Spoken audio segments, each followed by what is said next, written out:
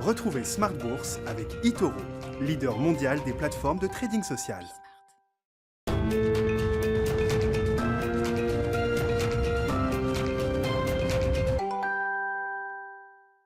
Bonjour à tous et bienvenue dans Smart Bourse. Smart Bourse, votre rendez-vous bourse 2 fois par jour en direct sur Bismart. À midi et demi, tout d'abord, le point sur la séance à la mi-journée. Et puis à 17h le soir, 1h pour décrypter les grands enjeux de marché et revenir sur les tendances qui font les marchés financiers. À la une de cette édition ce soir, nous commenterons évidemment tout d'abord l'évolution des prix à la production aux États-Unis pour le mois d'octobre. Des prix en phase avec les attentes et qui témoignent d'une progression de 0,4% hors énergie sur un mois et de 6,8% sur un an hors énergie également. Une inflation plus conséquente évidemment si on prend en compte le facteur énergie. On passe à 0,6% sur un mois et 8,6% sur un an. On se demandera avec nos invités l'impact sur le dernier trimestre de l'année pour les entreprises, mais aussi l'impact sur la politique monétaire des banques centrales et notamment de la Fed, alors que le tapering débute tout juste au mois de novembre. En Europe, on note que la confiance des investisseurs allemands rebondit pour le mois de novembre. L'indice ZOO revient au-dessus des 30 points après être descendu à 22 points au mois d'octobre, et ce malgré des attentes pessimistes des économistes sur le sujet. Un optimisme de marché que nous commenterons également et que nous mettrons en regard des craintes inflationnistes en Europe mais aussi aux États-Unis, mais surtout que nous mettrons en regard au niveau justement des marchés actuellement de part et d'autre de l'Atlantique. Et puis dans la dernière partie de Smart Bourse, dans le quart d'heure thématique, nous nous intéresserons aux flux ETF au mois d'octobre sur les marchés financiers. Quelles sont les grandes tendances alors que les ETF dépassent les 1000 milliards d'euros collectés sur 2021? Nous en parlerons avec Arnaud Gian, responsable de l'activité iShares de BlackRock. Smart Bourse, c'est parti.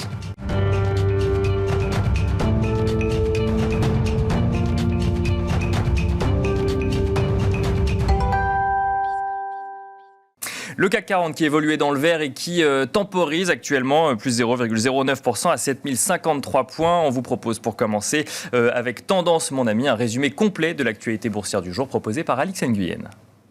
La bourse de Paris avance en légère hausse, satisfait d'une hausse aux États-Unis des prix à la production. Comme attendu pour le mois d'octobre, il augmente de 0,6% sur un mois et de 8,6% sur un an. Il se maintient ainsi sur un pic de près de 11 ans. Demain, ce sera au tour des prix à la consommation d'aiguiller le marché. Ils évoluent quant à eux sur des plus hauts de 30 ans. Des dissonances au sein de la Fed. Si Jérôme Powell déclarait la semaine dernière que la Banque centrale ferait preuve de patience en matière de hausse des taux d'intérêt, le vice-président de la Fed, Richard Clarida, estime quant à lui que les taux pourraient être relevés avant la fin de l'année prochaine. Et du nouveau en interne, la gouverneure de la Fed, Lael Brainard, aurait été auditionnée par Joe Biden en vue de l'éventuel remplacement de Jérôme Powell. Jérôme Powell, dont le mandat expire en février prochain. Plus près de nous, le sentiment économique en Allemagne a enregistré une amélioration surprise en novembre. L'indice établi par l'Institut ZOO progresse à 31,7 points. Côté valeur, le recul d'Hermès pèse sur la tendance. Hermès, dont le titre a été dégradé par Goldman Sachs, l'analyste mentionne les risques potentiels pour le secteur du luxe du fait de la régulation en Chine dans le cadre de la politique de prospérité commune. Autre ambiance pour Renault en nette progression, hausse qui intervient après avoir annoncé que Nissan Motor contribuera pour environ 157 millions d'euros à son résultat net au troisième trimestre. À noter que le constructeur français détient plus de 43% du groupe japonais. Les constructeurs et équipementiers français suivent le mouvement. Carrefour progresse aussi. Le distributeur présente aujourd'hui les grandes lignes de son plan stratégique à l'horizon 2026. L'objectif est clair, faire du digital le moteur de la croissance du groupe. 3 milliards d'euros vont être investis avec un objectif de 600 millions de résultats opérationnels supplémentaires. Et puis General Electric va se scinder en 3 sociétés distinctes. L'industriel américain va découper ses activités en 3 entreprises cotées, centrées respectivement sur l'aviation, l'énergie et la santé. À Wall Street, son action bondit. Voilà Tendance, mon ami, c'était le résumé complet de l'actualité boursière du jour proposé par Alix Nguyen.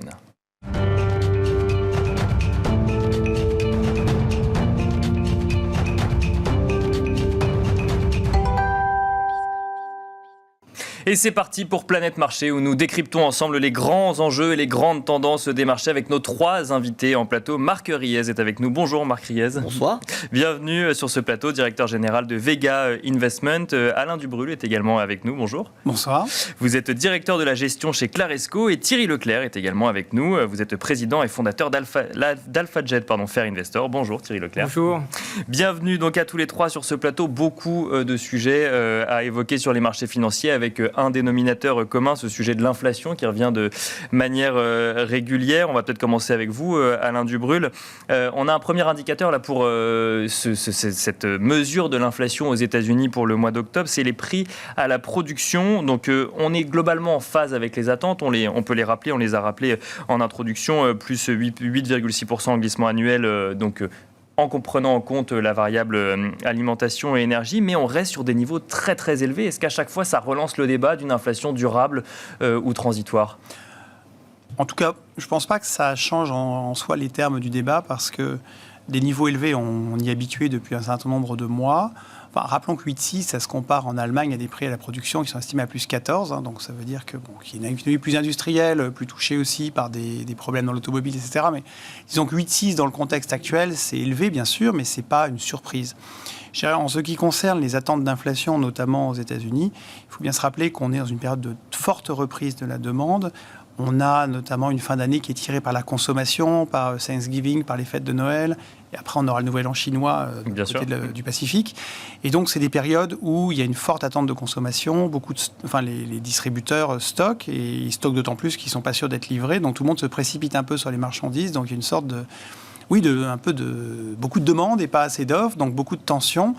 Je pense que cette situation, on va pas tellement... faut pas s'attendre à ce que que les tensions s'apaisent avant le milieu de l'hiver, en tout cas avant février-mars. D'accord. Donc de ce point de vue-là, pas d'inquiétude particulière. Maintenant, si on raisonne au niveau global sur l'ensemble de la planète, on note qu'en Chine, les signes de ralentissement sont quand même assez sensibles, notamment dans la production, alors pour lier à des problèmes des goulots d'étranglement un peu partout, notamment dans l'énergie, dans la production de l'électricité. Mais on voit que la production de minerais de fer, par exemple, d'acier est en forte chute, ce qui se traduit déjà sur le minerai de fer qui est passé de $200 à moins de $90 la tonne en même pas 3 mois. Bien sûr. Oui. Donc, on voit sur un certain nombre de marchés de commodités, on sent que déjà la détente est là. Alors que pour que ça arrive jusqu'au prix de la production aux États-Unis, il va falloir un certain nombre de mois, voire de trimestres. Mais je dirais qu'il y a quand même des signes que ça va se détendre. Voilà, ça va se détendre, mais alors, parce que du coup, là, vous nous parlez de ralentissement de croissance chinoise et donc ce prix du fer qui, du coup...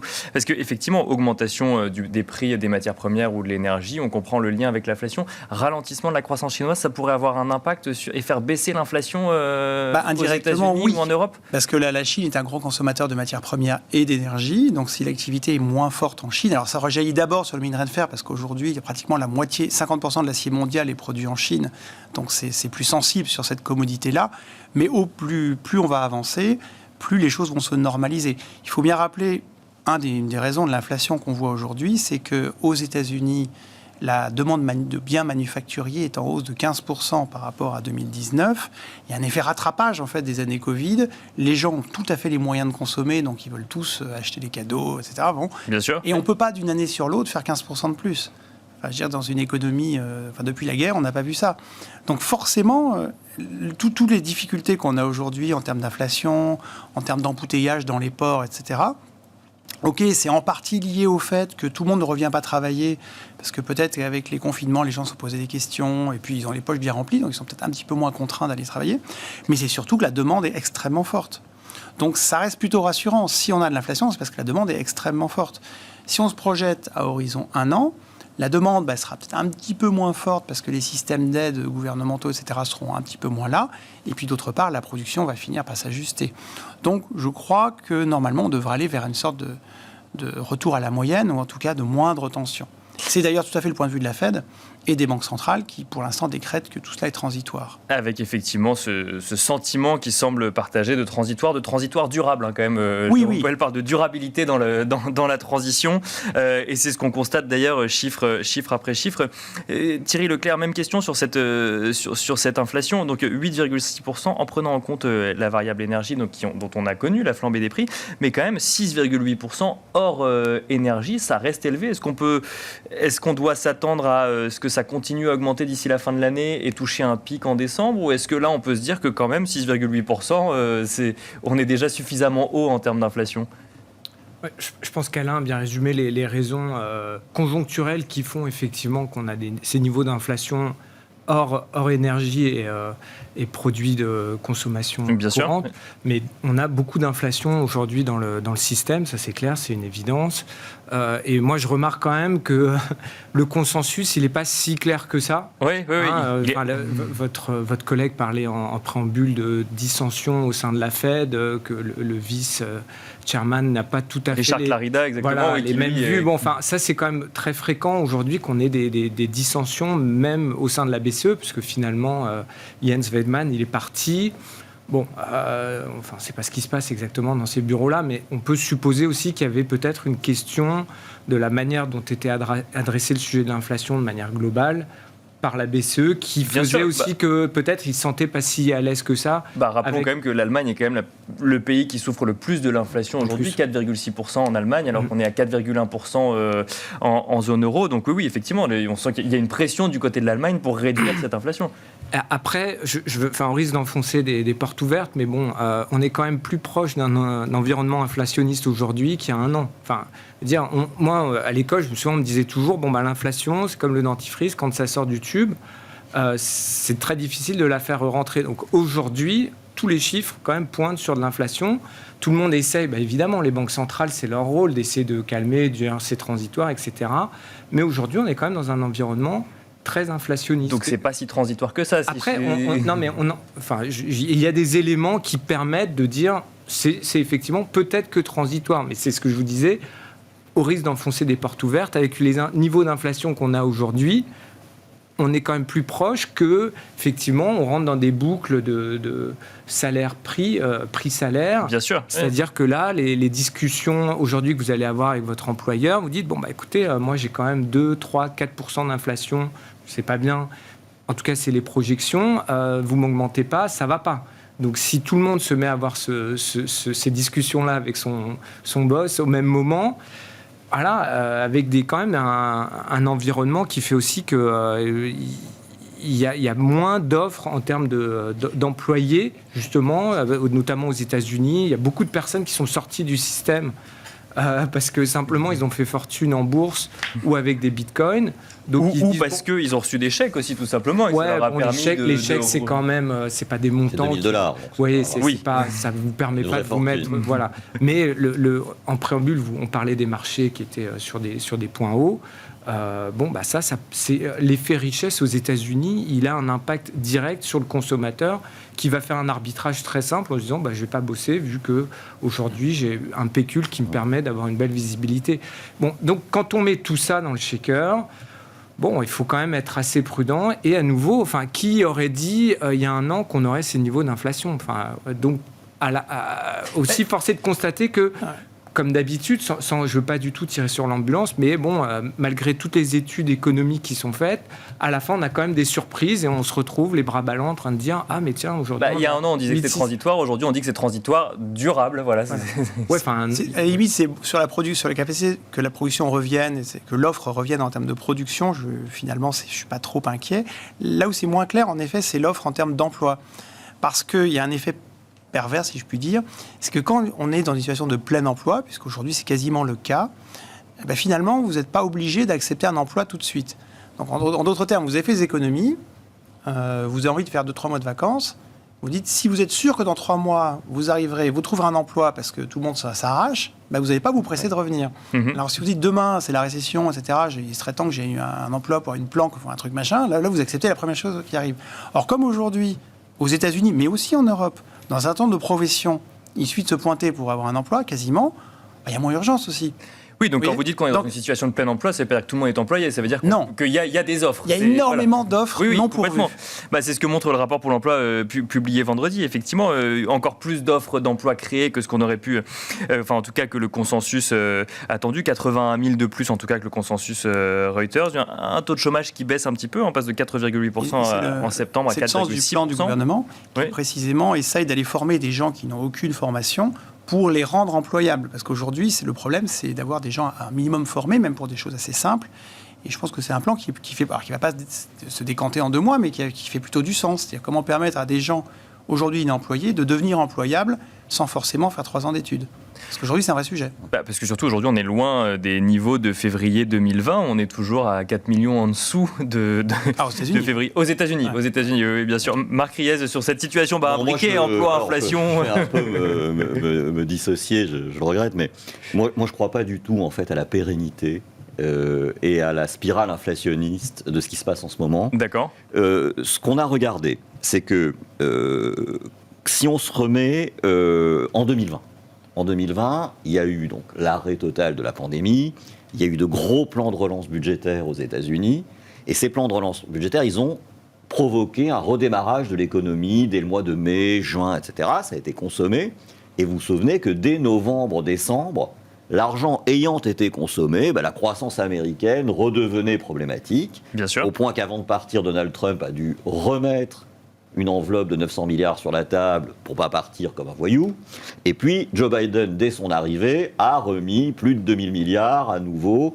Et moi, le sentiment que j'ai, c'est que ce qui se passe en ce moment, dans l'économie américaine, par exemple, c'est qu'on est en train de consommer ce phénoménal plan de relance budgétaire de 2021, et qu'une fois que ce plan de relance aura été consommé, alors certes, il y a un effet richesse avec la hausse de l'immobilier, avec la hausse de la bourse aux États-Unis, mais je pense que les gens qui se disent « j'ai tout mon temps pour retrouver un job et comme c'est presque le plein emploi, je ne vais pas me précipiter », ils font peut-être un très mauvais calcul.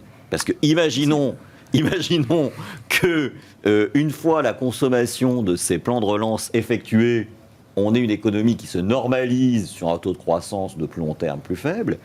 On voit qu'en Chine également, la consommation des ménages n'est pas très dynamique, puisque là-bas, les effets contraires se produisent. La bourse n'a pas été très bonne, l'immobilier est dans une situation très périlleuse. Ouais. Donc, moi, ma crainte, si vous voulez, c'est que cette superbe embellie que tout le monde applaudit des 2 mains en ce moment ne soit que d'assez courte durée, finalement, et qu'après, on revienne vers des taux de croissance beaucoup plus modestes, tant en Chine qu'aux États-Unis. Je ne parle pas de l'Europe, où là, il n'y a aucune raison que l'Europe connaisse un Éden économique merveilleux s'il n'est pas tracté par les 2 pays précédents. Et donc, ce qui est en train de se passer, comme le disait très justement M. Dubrulle sur le minerai de fer, pourrait très bien se passer sur tout le reste. C'est-à-dire que, effectivement, le minerai de fer est en train de rebaisser. On a l'impression que le pic de hausse est un peu derrière nous. Le pétrole, de la même manière, je pense qu'il pourrait très bien lui aussi rebaisser avec cette accalmie, etc. Il faudrait que l'OPEP décide peut-être d'ouvrir un petit peu plus le robinet. Là, ils jouent un peu au malin, parce que si vous voulez, ils voient qu'ils sont dans une situation de force, donc ils n'ouvrent pas trop pour vendre le plus cher qu'ils peuvent, sachant qu'il y a encore 2 ans, on leur disait votre pétrole, bientôt plus personne n'en voudra, ça n'aura plus rien, etc. Donc, globalement, moi, ce qui me semble, c'est que quand Jérôme Powell parle de situation transitoire de cette inflation, j'y crois à fond. D'accord. Alors, je suis peut-être un naïf, incorrigible ou quelqu'un de trop crédule, mais je crois vraiment que ces facteurs de tension sont provoqués par ce redémarrage de l'économie. C'était très bien expliqué sur le fait que quand vous avez tout à coup une demande qui monte de 15%, forcément, oui, bien sûr, on ne peut pas s'ajuster, on ne va pas avoir des capacités de production de plus 15 du jour au lendemain, etc. D'où ces fameux goulets ou goulots, je ne sais pas comment on les appelle, d'étranglement. Le fait est que, moi je pense que voilà, ce qui fait que les prix tirent, c'est que ça coince. Ça ne coincera pas tout le temps parce que ça va se normaliser à la fois de par la demande et de par l'offre. Et donc, je ne crois pas du tout à une spirale inflationniste. Mais alors, quant aux salariés qui viennent demander des augmentations à leur patron, il y a certainement des compétences qu'ont certains qui sont rares et chères et ils vont les obtenir pour cela. Mais pour la grande majorité des salariés, je ne suis pas du tout sûr que le rapport capital-travail se soit complètement indexé, inversé, comme on le dit, avec cette pandémie. Et j'ai peur que malheureusement, en tout cas dans les pays développés, les hausses de salaire ne soient pour longtemps limitées. Il y en a, on en constate actuellement aux États-Unis. Alors c'est à la marge effectivement, mais on en constate. On peut se demander si c'est le début d'autres hausses de salaire. Bon, voilà. On pourrait même plutôt constater des ajustements de coûts. Ce que je veux dire par là, c'est des gens qui continuent de travailler avec des salaires parisiens, mais qui vont s'installer à la campagne ou avec des coûts moins élevés. Qui leur donnent un meilleur mais qui du coup ne vont pas forcément changer leur salaire, mais vont changer leur façon de dépenser. Parce que le patron peut aussi vous dire, maintenant tu es en télétravail dans ta cambrousse, donc je ne vais pas t'augmenter, sois déjà content que je te baisse pas ton salaire. Exactement, parce que certaines entreprises américaines vont jusqu'à baisser le salaire Voilà. et à l'indexer C'est sur pour ça l'endroit que où je on vous vit. dis, cette histoire de spirale inflationniste qui serait en train, d'après Monsieur Clarida, de se mettre en place, etc., j'y crois pas trop. J'ai l'impression que c'est plutôt un jeu qui joue tous les deux depuis pas mal de temps, de souffler un peu la pluie et le beau temps pour que les marchés Mais est-ce ne qu'on soient pourrait pas presque trop dire que anesthésiés. Richard Clarida teste finalement le marché et ensuite Monsieur Powell prend la décision déjà digérée par le marché? Moi, je les verrais très bien complices tous les deux. D'accord. C'est le jeu de la Fed. En général, le directeur est plutôt prudent et les sous-fifres poussent les feux pour montrer que quand même, ils ne sont pas aussi complaisants que ça. Pareil pour la BCE, parce qu'objectivement, autant la Fed, n'oublions pas que la Fed, en termes de consensus, ils ont le tapering. D'ailleurs, c'était la nouvelle surprenante de la semaine dernière, c'est que la décision de la Fed, finalement, de tout terminer fin juin, c'était plutôt agressif par rapport à ce qui était attendu. Oui, bien sûr. Et c'est très étonnamment, c'est passé comme une lettre à la poste, à tel point même que tous les hedge funds qui visiblement avaient joué pour la hausse des taux ont été tellement surpris que Ils sont coupés. il y a un short squeeze visiblement, parce que passer d'un 60 à un 46 sur une nouvelle comme ça, c'est très surprenant. Oui. Donc bon, là je pense que le mal est fait et on va probablement remonter gentiment, je suppose. Ça montre en tout cas que les dirigeants de la Fed sont très habiles pour piloter les anticipations du marché. Ils ont quand même réussi à nous faire avaler un tapering gratuitement, parce que on a même payé le tapering. Mais parce que le marché l'attendait. On l'attendait à Jackson Hole, finalement on l'a pas eu. Parce qu'ils l'ont très très bien amené. Mais finalement, très bien mais pour préparé. être honnête, le marché aurait pu penser qu'ils auraient fait la même chose, mais ils auraient pu dire jusqu'en novembre, ou ils auraient pu le retarder un peu. Ce genre de nouvelles, le marché aurait très bien pu mal les prendre. Et donc là, le rythme, on les a bien pris parce qu'ils nous ont bien anesthésiés et bien préparés. Est-ce que la fin, ce que vous dites, juin, c'est 15 milliards de dollars par mois, et donc ce qui nous amène à juin 2022, c'est finalement, ça aurait pu, c'était risqué ou ça aurait plutôt pu le scénario dur. C'était un scénario dur. dur. Et ils l'ont très très bien amené. Ils sont très forts. Une fois que c'est fait, ça veut dire que la hausse des taux, elle est possible dès le deuxième semestre 2022, du coup. 2022. Oui. Et elle est déjà anticipée, d'ailleurs. Oui, donc, inflation honnêtement, est-ce qu'une hausse des taux à 0,50 du refi aux États-Unis, ce serait dramatique pour les marchés? J'en suis pas sûr. Pas du tout. D'accord. Quand on parle d'inflation à 8, des prix de la production, c'est pas parce que vous avez 0,50 à payer à votre banquier que vous fermez boutique. Vous voyez, faut quand même raison garder. Bon, Thierry Leclerc, question toujours sur cette stratégie de la Fed. Il y a quand même quelque chose qui interpelle, c'est qu'on a l'impression que la Fed prend sa décision en fonction du marché financier. Est-ce que déjà, vous validez ce que je viens de dire, et surtout, est-ce que c'est problématique? Non, mais c'est ce qu'on vient de dire. Ça a toujours été le cas depuis 30 ans, je crois. C'est un pilotage au plus fin, un jeu savamment entretenu avec effectivement les différents présidents des banques locales, bien sûr, aux États-Unis. Donc chacun il va de son petit commentaire, et puis à la fin, effectivement, il y a le président qui intervient et qui, mais tout ça est super bien piloté. Donc la très très grosse et mauvaise surprise pour les marchés financiers, pour le coup, je la vois pas venir. Après, comme on l'a mentionné tout à l'heure rapidement, c'est vrai qu'il y aura peut-être un changement de gouvernance dans la Fed, au sein de la Fed. Bien sûr, oui, effectivement, on a entendu que Joe Biden a... Je pense que ça crispe un peu plus ceux qui suivent les marchés obligataires, bien sûr, les suiveurs sur ce marché-là. Un changement de direction, un changement de présidence de la Fed pourrait... innocent. C'est jamais innocent, surtout que là... la personne qui a été interviewée, c'est plutôt Laëlle Brainard, effectivement, qui représente une aile plus dovish, finalement, au sein de la Fed. Ouais. Voilà, donc là, ça peut inquiéter un petit peu plus le marché, puisque justement, il a été habitué, avec tous les présidents qu'on a eus jusqu'ici, et présidente, à ce qu'il y ait une communication très fluide, il n'y ait pas d'à-coups. Donc là, qui dit nouvelle gouvernance, dit peut-être changement dans la communication, avec quelqu'un qui a un profil un petit peu peut-être moins accommodant par rapport au marché financier dans leur globalité. Donc ça crée de la tension. En tout cas, c'est ce que les marchés nous disent là depuis hier. Donc un simple entretien finalement peut venir créer de la tension sur les marchés obligataires. Ouais, bien sûr. Voilà. Pour ce poste-là, oui, je pense. Oui, bien sûr, effectivement. C'est pas vraiment un simple entretien. C'est pas un simple entretien. Oui, mais ça reste un simple entretien. Rien n'est décidé. Et Joe Biden a dit que toutes les opportunités étaient ouvertes. Enfin, il n'y a pas une once d'avancée de décision. J'aimerais revenir avec vous, Alain Dubrul, peut-être dans un premier temps, sur la situation chinoise, parce qu'effectivement, on en a parlé tout à l'heure. Alors, la situation chinoise, la Chine, premier pays à repartir après la pandémie, ou en tout cas le choc pandémique, puisque la pandémie est toujours là.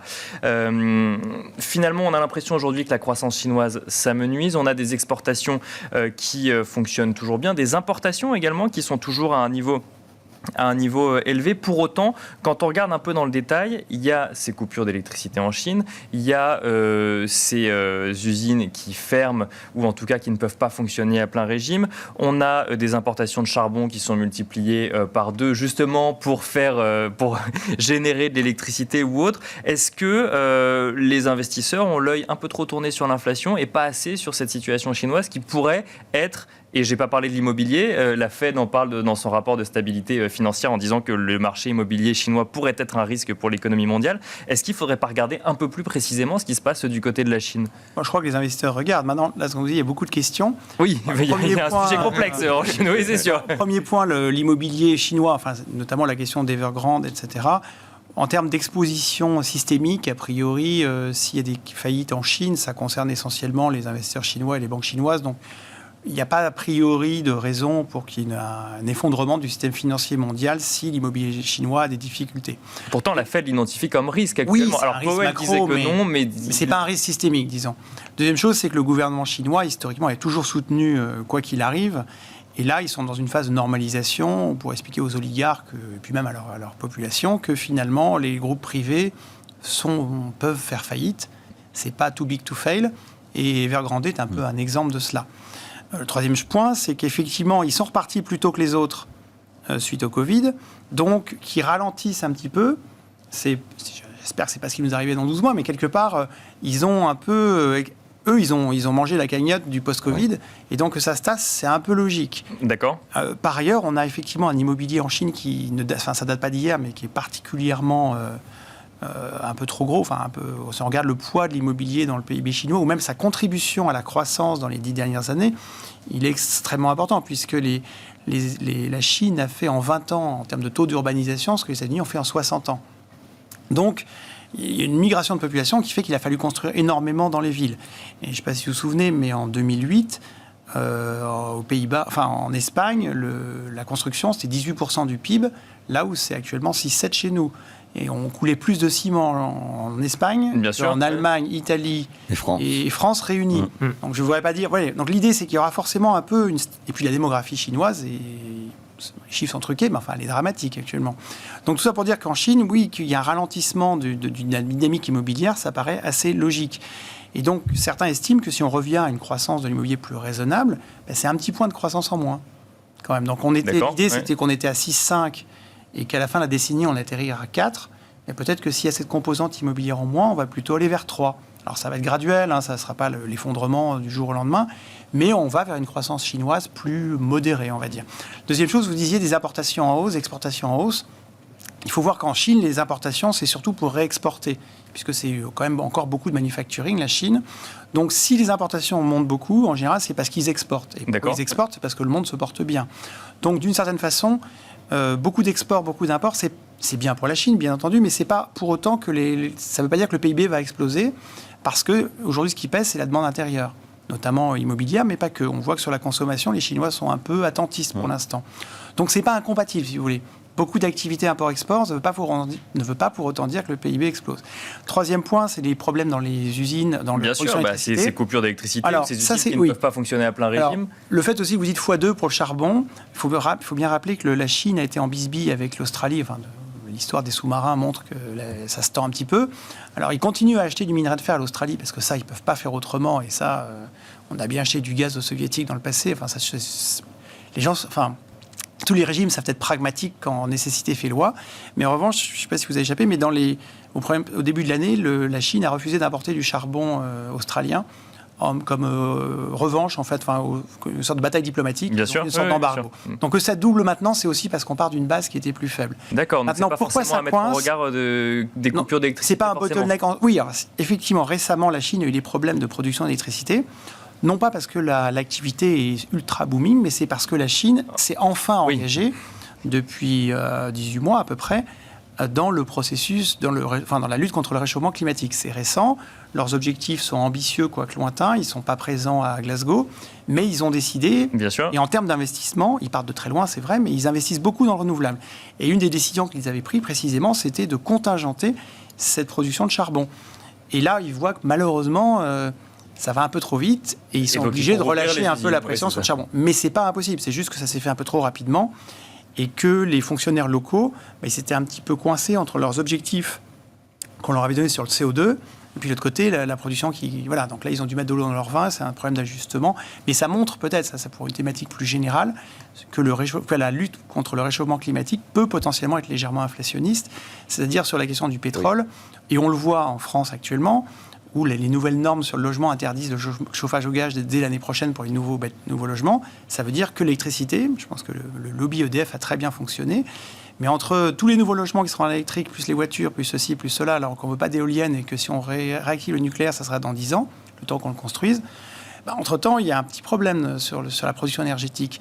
Et donc, quand la moitié des banques de la Terre commencent à vouloir ne plus financer la recherche pétrolière, sachant qu'on a une attrition annuelle des puits qui est de entre 3 et 5%. Donc, si on coupe la recherche, la production, elle va quand même décliner assez vite. Et il faut quand même trouver un juste équilibre entre... il faudra probablement accélérer sur le renouvelable. On sait que la demande d'électricité va augmenter. En Chine, en Europe, dans tous les pays développés, elle va augmenter. Qu'est-ce qu'on fait pour pouvoir produire en face ? Il faut du renouvelable, mais est-ce qu'il y en aura suffisamment ? Qu'est-ce qu'on fait lorsque l'intermittence du renouvelable ne marche pas ? Est-ce qu'on stocke ? Est-ce qu'on fait des barrages à énergie potentielle ? Est-ce qu'on fait du nucléaire ? Et puis aussi... en général, quand ça coince, en Chine, on rouvre les usines de charbon. Et chez nous, en 18 mois, on bâtit une usine à gaz. Parce qu'en 18, ça ne coûte pas beaucoup d'investissement. Certes, il faut un terminal pétrolier, etc. Mais si on ne fait pas ce qu'il faut faire, on va se retrouver dans l'urgence à devoir bâtir des usines à cogénération gaz dans les 5-10 prochaines années. Et là, il y a une hypocrisie totale, je trouve. Oui. Et ça, c'est potentiellement inflationniste. Macron, d'ailleurs, s'en est fait état lors de la COP 26 en disant que... justement, la France soutenait quand même le gaz dit naturel. Donc, il voit bien qu'effectivement, il y a ce problème, de délai de transition pour le coup, là aussi. Délai pour le renouvelable. Et puis les enjeux de la taxonomie. Voilà. Savoir si le nucléaire en fera partie, parce que le nucléaire produit zéro CO2, c'est tout un problème d'idéologie ou de pragmatisme. Là, c'est un problème d'idéologie ou de politique, effectivement. Mais disons que les problèmes énergétiques en Chine sont en partie liés à la décision de la Chine d'adresser un petit peu la lutte contre le réchauffement climatique, peut-être là aussi un peu trop rapidement. Et donc, c'est pas lié à une explosion du PIB, disons. Et c'est pas lié au goulot des tremblements qu'on peut voir en Chine en ce moment. Non, c'est vraiment lié à cette décision finalement de fermer ces usines et de les rouvrir. Alors très rapidement, parce qu'après il faut qu'on parle du niveau des indices quand même sur le. Pour terminer très rapidement, sur la Chine, il faut aussi rappeler qu'ils ne sont pas complètement sortis du Covid. Que donc, il y a des zones, alors on l'a vu aussi au Vietnam avec la production de chaussures de sport, mais l'Asie est encore un peu perturbée par le Covid. Il y a des zones qui s'arrêtent, où il y a des confinements très stricts. Il y a des ports qui n'ont pas fonctionné pendant plusieurs semaines. Rappelons que le Vietnam Sud a été complètement lockdown pendant 8 semaines en septembre-octobre et que certaines usines, on l'a vu sur Adidas ou Nike, n'ont pas pu produire. Donc ça, c'est aussi des facteurs qui se rajoutent pour perturber le manufacturier mondial et qui sont transitoires, heureusement. Alors, je change radicalement de sujet avec vous, Thierry Leclerc. Record historique sur le CAC 40 la semaine dernière, plusieurs séances de hausse. Alors là, on est sur un CAC 40 qui temporise, moins 0,09 au moment où on se parle, mais toujours au-dessus des 7000 points. Question qu'il faut poser, même si effectivement on est dans une situation différente des années 2000. La dernière fois que le CAC 40 a battu un record historique, ça s'est soldé par un éclatement de la bulle Internet et une chute des indices. Est-ce que là, de nouveaux records doivent faire peur aux investisseurs ? Pas du tout. D'accord. Voilà. Pour moi, c'est clair. Non, comme vous l'avez mentionné, en 2000, il y a eu une bulle Internet. Aujourd'hui, on n'a pas du tout de bulle de quoi que ce soit. Donc on n'est pas du tout dans la même situation. Alors effectivement, on print les mêmes niveaux, 7000, donc ça peut rappeler des mauvais souvenirs à certains, mais la situation est bien différente par rapport à celle d'il y a 20 ans. Ça, c'est le premier point. Deuxièmement, on a quand même des résultats qui ont été très forts récemment.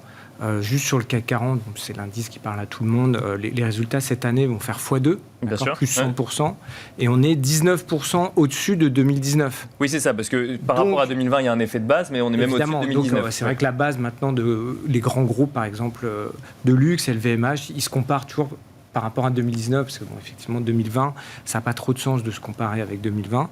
Donc 2019, 2021, on a plus 19% sur les résultats du CAC 40. Donc il y a du vent dans les voiles, et puis il n'y a pas de risque majeur d'éclatement de bulle comme on a pu avoir, parce que c'est vrai que quand on se retrouvait en 2000, moi, c'était un peu la blague. Vous rentriez dans un taxi, on vous demandait quel titre faut acheter. On valorisait sur n'importe quoi. Donc, c'était du grand n'importe quoi. Oui. Et ça s'est fini comme ça devait se terminer, mal. Aujourd'hui, ce n'est pas du tout le cas. Donc, on a quand même des éléments qui sont très positifs pour soutenir les marchés financiers. Après, on a beaucoup de risques aussi. C'est toujours pareil, c'est une balance. Bien sûr. Je crois que j'ai jamais connu dans ma carrière, comme n'importe qui, de jours où tout va bien. Over. Et puis, on a parlé de la Chine tout à l'heure. Il y a quand même 8 trilliards de dollars d'encours des banques chinoises sur l'immobilier. Donc là, risque systémique, pas risque systémique. En tout cas, pour les Chinois, je pense qu'aujourd'hui, ils ne sont pas dans une situation quand même hyper confortable. Ils demandent des stress tests aux banques. Il y a le high yield, donc ce qu'on appelait avant les junk bonds. On est à 24%, le spread sur les junk bonds, sur le high yield. En Chine, c'est 24%. Donc, c'est vraiment les niveaux qu'on a connus en 2008, au pic du stress. Donc, de dire qu'il n'y a pas du tout de risque sur les marchés, ça serait faux. D'accord. Moi, pour le coup, je ne souscris pas trop à ce qui a été dit précédemment de dire que c'est contenu à la Chine. On verra bien, mais c'est vraiment un gros point d'intention. Par contre, quand on regarde... Comme je l'ai dit tout à l'heure, il y a toujours des risques, mais sans ça, la situation n'est pas du tout la même aujourd'hui par rapport à 2000. Je crois que ce qu'a dit Alain était très vrai aussi, c'est que il dit il n'y a pas de risque systémique, dans le sens la chute de banques chinoises ne pourrait pas provoquer la chute de banques américaines ou européennes. En revanche, c'est un risque macro quand même, et c'est très vrai de le dire. C'est que c'est ce qui n'est pas pareil. C'est-à-dire que mais on parle de la Chine quand même. Donc s'il y a un problème sur les banques chinoises, deuxième économie mondiale, locomotive de la croissance. Ce risque macro, la Chine est en récession, c'est sûr que pour LVMH, c'est pas génial. Lui, il est bien présent. Et effectivement, moi, je souscris tout à fait à l'analyse de dire il n'y a pas de risque d'éclatement de bulle, parce qu'il n'y a pas effectivement ces niveaux phénoménaux de valorisation qu'on avait en 2000, tout ça. Après, c'est vrai que là, le marché est quand même assez optimiste sur 2022. Ils vont un peu plus de 4,3, 4,4 de croissance en 2022 au niveau mondial. C'est pas complètement certain qu'on arrive à ça. Effectivement, avec une Chine, le cas échéant, qui pourrait être un peu abîmée. On a vu que les plans de relance que voulait lancer Joe Biden, quand il est arrivé au pouvoir, on parlait de 2000 milliards de dollars sur 10 ans. Là, pour l'instant, ils se sont tombés d'accord sur 550. Oui, c'est plus compliqué que prévu, effectivement. Oui, mais justement, à cause de craintes inflationnistes, notamment. À cause de craintes inflationnistes, parce que aussi, les Républicains n'ont pas de raison de lui faire un chèque en blanc non plus complètement. Donc, au total, on sent bien que ce niveau, au-dessus de 7000, qui reflète effectivement des anticipations où les bonnes choses vont perdurer, il peut quand même être un peu challengé si la Chine ralentit plus que prévu, si l'Amérique ralentit parce que les plans de relance sont consommés. Voilà, donc sans parler d'un crash, on peut quand même dire qu'on est sur des niveaux maintenant qui ne sont pas des niveaux très bon marché. Tout à l'heure, on évoquait entre 15 et 16 fois les résultats 2022 pour les entreprises européennes. Bon, ça les vaut si ça se passe bien, ça vaut pas beaucoup plus quand même. D'accord, donc il n'y a pas de bulle, mais ça reste cher, c'est ce qu'il faut comprendre. Voilà, il n'y a pas de bulle, mais ça a déjà bien monté, ça peut aller au-delà, mais une grande partie du chemin est quand même faite. En complément, je dirais que, effectivement, en Europe en tout cas, on est à peu près à 16 fois 2022. Il faut noter que pour l'instant, les résultats sont très bons, le troisième trimestre était excellent, les perspectives, malgré tous les problèmes de goulot d'étranglement, sont très résilientes en réalité pour le quatrième trimestre. Alors moi, ce qui me rassure un peu, c'est quand je regarde les estimations 2022, aux États-Unis, on tape sur une croissance des bénéfices par action de 5%. En Europe, on est à plus 7%. Ça ne reflète pas complètement l'enthousiasme qu'on voit trimestre sur trimestre. Donc pour l'instant, on va dire, les analystes ont probablement été assez prudents sur 2022. Ils anticipent un ralentissement, un bon atterrissage, en tout cas a priori, dans les estimations. Pour moi, l'atterrissage, tel que je l'imagine, se traduirait par des résultats un peu plus dynamiques que ça. Donc d'habitude, les analystes commencent l'année en attendant plus 10, plus 15 sur l'année d'après, puis on est ravalé. En fin d'année, En fin d'année, entre 0 et 5. Ouais, c'est ça. Là, ils sont à 5-7.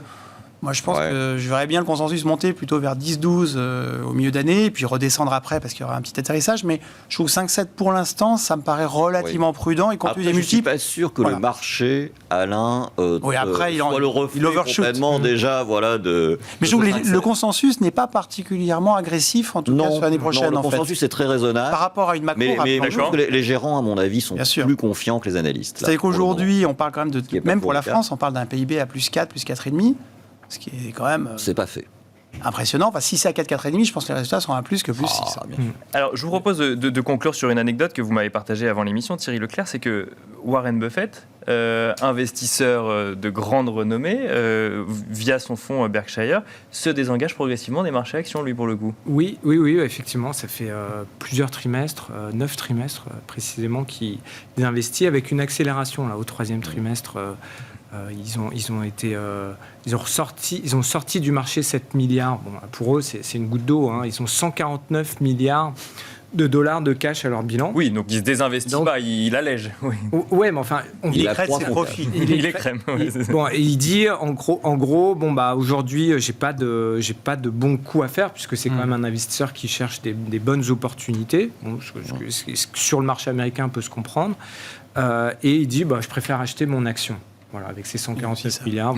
C'est ça, donc il fait lui aussi du rachat d'actions. Il fait du rachat d'actions, mais quand même, il faut quand même toujours garder dans un coin de tête que c'est quand même a priori le plus grand investisseur du siècle précédent. C'est toujours bien quand même de voir ce qu'il fait et de regarder. Et donc, c'est vrai que ça militerait quand même aussi sur le marché américain, là précisément, sur un peu de prudence. Et puis aujourd'hui, on voit que Tesla perd 11%. Donc, il y a eu quand même on parlait d'overshoot, il y a eu quand même des tendances hyper rapides sur une accumulation de bonnes nouvelles pour Tesla sur quelques semaines qui a fait que le titre s'est envolé. Et voilà, ça se dégonfle quand même. Donc, pour finir, mon message, c'est de dire le marché reste sain puisqu'on voit que quand il y a des overshoots, ça corrige quand même assez rapidement derrière. Et donc c'est quand même un marché qui est assez sain et qui offre une belle visibilité, il me semble. Et alors, en 15 secondes, Marc Riez, vous partagez cette analyse qu'il n'y a plus d'opportunités aujourd'hui sur les marchés, ou c'est peut-être un petit peu radical, cette vision de Warren Buffett. Américain, c'est Warren Buffett, bien sûr. On parlait du marché américain. Bon, c'est vrai que les belles valeurs, celles qu'on aime avoir en portefeuille, les LVMH, etc., sont quand même arrivées à des niveaux très très chers. Donc c'est plus compliqué pour nous, effectivement, de trouver des valeurs de qualité à des prix raisonnables.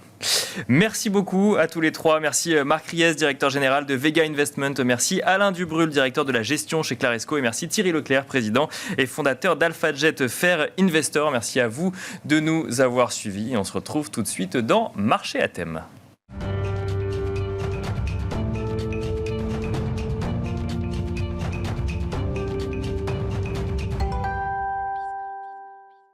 Et c'est parti pour le marché à thème, le dernier quart d'heure de Smart Bourse où nous allons décrypter avec vous les niveaux d'investissement en ETF sur la période actuelle. On en parle avec Arnaud Gian, responsable de l'activité iShares de BlackRock. Bonsoir Arnaud Gian. Bonsoir. Bienvenue sur ce plateau. On va peut-être commencer, avant de rentrer dans les tendances, avant de rentrer dans les évolutions de tendance, peut-être sur cette fin d'année, par un chiffre assez emblématique. La collecte des ETF se porte bien, voire très bien. 1000 milliards de dollars de collecte déjà dépassés pour cette année. Exactement, donc on aime bien commenter les records, il y en a assez souvent sur les ETF, mais donc là il y a quelques chiffres ronds assez marquants, donc il y a 1000 milliards de collecte, donc au global, l'industrie la plus large, qui comprend bien sûr les US qui est largement en avance, qui en octobre a atteint 1000 milliards. Au passage, on a les actifs sous gestion qui ont dépassé les 10 000 milliards, D'accord. on est sur une croissance organique de 10%. Et ce qui offre en fait une très bonne lisibilité et en tout cas une certaine, j'ai envie de dire, des informations statistiquement viables et correctes sur la vue d'allocation que l'on peut voir au travers des mouvements des ETF, des mouvements d'allocation aussi bien actions qu'obligataires. Donc ça veut dire quoi ? Ça veut dire que la gestion passive finalement plaît de plus en plus à un certain nombre d'investisseurs ? Alors, il y a effectivement des tendances de fond structurelles qui expliquent cet engouement. D'ailleurs, quand on regarde et qu'on décrypte les 1000 milliards de collecte, on va essentiellement voir des blocs qu'on dit de construction de portefeuille. C'est des outils qui sont très, très puissants pour la gestion privée, pour avoir son socle avec des frais de gestion qui sont quand même moindres. Donc, on va voir tous les grands indices actions, donc MSCI World, S&P 500, etc. Et à côté de ça, on sait que ce sont des outils qui, de par leur granularité, on parle souvent des sectoriels, pays, etc., Bien sûr, oui. offrent une maîtrise d'une allocation plus tactique. Et donc, on pourra effectivement regarder un petit peu les... Alors, on va regarder les tendances, notamment au mois de septembre-octobre sur les ETF. Juste avant, c'est bien de rappeler, de faire un contexte. Quel est le contexte d'investissement des ETF depuis le début de l'année? Donc, on a parlé effectivement de la collecte, mais encore, quelle tendance? Alors, si on essaie de décrypter cette collecte, on est déjà sur un très fort engouement action. Ça ne va pas vous surprendre. Ouais. On est sur des ratios de 75% sur actions et 25% sur obligataires, alors que normalement, on voit plutôt les deux s'équilibrer. On a même plutôt tendance à voir l'obligataire prendre le pas sur les actions parce que cet outil est également puissant en matière de liquidité. Bien sûr. Donc des ETF sont des marchés organisés comme des actions et donc de pouvoir le faire également sur l'obligataire apporte un intérêt majeur pour les investisseurs. Mais donc là, on est clairement sur des actions. Quand on regarde en termes de derrière, entre guillemets, ces 1000 milliards, on s'aperçoit qu'il y a quelques grands gagnants de 2021. Certains sont ceux de 2020. Donc de cette crise du Covid, et d'autres sont des nouveaux. Donc on va voir en tête de liste les valeurs technologiques. D'accord. Donc on sait que c'était des gagnants. Sans surprise pour le coup. Sans surprise d'un point de vue Covid. Par contre, sur 2021, ils n'ont pas nécessairement tous un parcours exemplaire d'un point de vue performance. Et là, en fait, on voit des investisseurs se porter sur les valeurs technologiques dans une logique de très long terme sur cette notion de valeur en fait défensive et de qualité que sont aujourd'hui les valeurs technologiques de par leur génération de cash flow qui est assez incroyable. D'accord. Ouais. Donc on a ce premier thème. Le deuxième, ça va être d'un point de vue factoriel, ce qu'on appelle les stratégies value.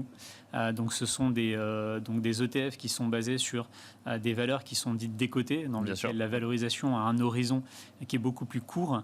Et dès lors qu'on est dans un régime où on a beaucoup plus de visibilité, de par le restart de l'économie, toutes ces incertitudes sont levées, elles ont un potentiel de rebond beaucoup plus fort. Donc on l'avait vu au dernier trimestre 2020 et on a vu se poursuivre cette tendance vers de l'investissement value sur le premier semestre. Et alors si on regarde maintenant spécifiquement les tendances septembre-octobre à la rentrée des classes entre guillemets et sur le dernier trimestre de l'année, est-ce que ces tendances ont évolué? On est toujours dans cette même tendance de fond? Alors déjà en termes de grands chiffres, on est toujours sur ce même rythme de croisière en termes de collecte. On est sur environ 200 milliards sur les deux premiers, le mois de septembre et octobre.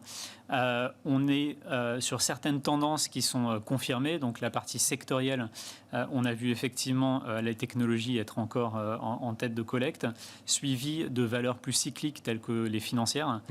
Donc on sait que la pontification de la courbe ont largement aidé. Ça, donc qui pourrait profiter effectivement de cette pontification de la courbe des taux. Exactement. Donc c'est probablement à plus court terme, mais en tout cas on a vu ce retour des financières. D'un point de vue factoriel, la value est un petit peu décalée et derrière, donc on n'est plus vraiment sur cet engouement. Et on voit en fait les premières collectes revenir sur des stratégies min-vol. Donc on arrive sur des niveaux de valorisation qui sont assez élevés. Les stratégies min-vol en fait sont des stratégies avec une volatilité plus faible et donc sont censées protéger à la baisse.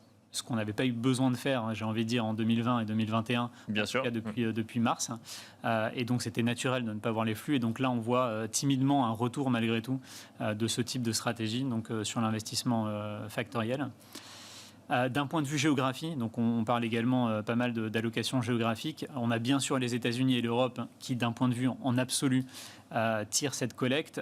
Mais par contre, ce qu'on peut lire derrière, c'est que viennent rapidement le Japon, qui était très largement en retard en fait sur 2018-2019 avec des décollectes assez fortes. Donc on a vu donc notamment grâce aux élections législatives, un engouement fort pour un retour. Et ça, c'est depuis septembre-octobre ou ça sous-tendait quand même depuis le début de l'année 2021? Non, c'est vraiment sur j'ai envie de dire les 3-4 derniers mois qu'on a. Donc le Japon qui revient finalement dans les investissements, en tout cas dans les choix d'investissement en ETF. Totalement. On est sur 15 milliards, c'est un rattrapage de ce qu'on avait perdu sur les 2-3 dernières années. Et alors ce marché obligataire, parce que là vous nous avez parlé de Minvol, donc en fait on se dit que finalement on va chercher le moins de risques possible, c'est finalement le réflexe qu'on aurait eu sur un marché obligataire normalement. Oui, maintenant le marché obligataire on le connaît, il a effectivement des rendements qui sont tellement bas que le potentiel de diversification et d'intérêt dans une construction de portefeuille n'est pas totalement le même que celui qu'on avait il y a 2-3 ans. Il y a un thème central sur l'obligataire qui explique un petit peu cette collecte de 25%, c'est tout ce qui est lié au thème de l'inflation. Donc on a en fait des obligations et des indices en tout cas qui sont indexés sur l'inflation qui portent cette collecte, environ 40 milliards de collecte. On a un deuxième thème que l'on connaît qui est la quête de rendement. Enfin, aujourd'hui, c'est presque plus que de la préservation en fait, de capital, on va dire. Et donc, on voit en fait la dette émergente porter cette collecte depuis le début de l'année. Alors, un essoufflement sur les dernières semaines et derniers mois, mais notamment la dette chinoise qui intéresse énormément parce qu'il y a ce potentiel de diversification. Il y a ce rendement qui est de l'ordre de 4-5% qui convient, entre guillemets, à tout le monde, malgré le petit risque en termes de change porté au travers de ces investissements. Et l'obligataire corporate, du coup, un petit peu à la traîne, si je comprends bien ce que vous nous dites? Alors, un peu plus qu'à la traîne. Donc, c'est-à-dire qu'il y a effectivement des hauts et des bas qu'on a vus sur l'année. On reste en décollecte net d'un point de vue investment grade et high yield. Peut-être la seule partie qui résiste un petit peu, c'est ce qu'on appelle les fallen angels. Donc, qui se situent en fait au milieu, c'est-à-dire qui ont des rendements. Donc, ce sont des sociétés qui ont été en général downgradées et qui sont passées de investment grade à high yield. Donc, ils offrent des rendements qui sont désormais dans la catégorie haut rendement, mais malgré tout avec des solidités parce qu'elles ont un passif et une antériorité un peu plus solide avec d'anciens ratings qui étaient meilleurs. Et alors, vous nous avez cité deux secteurs, les tech ou les financières pour ces premiers mois de l'année. Est-ce que là, sur septembre-octobre, on continue sur cette même lancée ou on voit une rotation sectorielle s'effectuer? On continue sur cette même lancée. Donc les financières, on sait, là, on sort d'une saison de publication où elles ont très bien fonctionné, donc on a vu se poursuivre cette tendance. La tech, on n'a vu aucun essoufflement, on est sur 50 milliards de collecte depuis le début de l'année et c'est assez rythmé. Ce qu'on a vu un peu s'effacer, c'est la santé. Donc la santé était aussi un gros moteur sur le premier semestre, on le voit beaucoup moins. Et on a le secteur de l'énergie qui a pris entre guillemets le relais sur les derniers mois, et donc, mais ça reste un secteur très très volatile, donc on n'est pas sur les mêmes tendances en termes d'allocation, donc les mêmes notionnels, beaucoup plus faibles. Et alors très très rapidement, Arnaud Gillon, est-ce que le récent rallye sur le CAC 40, ou en tout cas les nouveaux records aux États-Unis pourraient avoir un impact sur la collecte ETF en fin d'année? Alors il y a toujours en fait une collecte assez forte cycliquement en fin d'année. On a ce fameux rallye de fin d'année qui apporte souvent beaucoup d'intérêt. On a aussi une tendance de fond à voir des investisseurs de temps en temps abaisser le risque, mais du coup en fait s'exposer sur des indices parce que certains ont cette marge de manœuvre par rapport à des benchmarks qu'ils utilisent. Donc on voit effectivement les intérêts se porter et on a plutôt envie de penser qu'il y a éventuellement un risque de melt-up, donc de voir encore le marché se poursuivre et donc la collecte encore continuer sur cette lancée sur les 2 prochains mois de l'année. Merci beaucoup Arnaud Gillon. Je rappelle que vous êtes responsable de l'activité iShares de BlackRock. Merci à vous également de nous avoir suivis. Et je vous donne rendez-vous demain à partir de 12h30 dans Smart Bourse.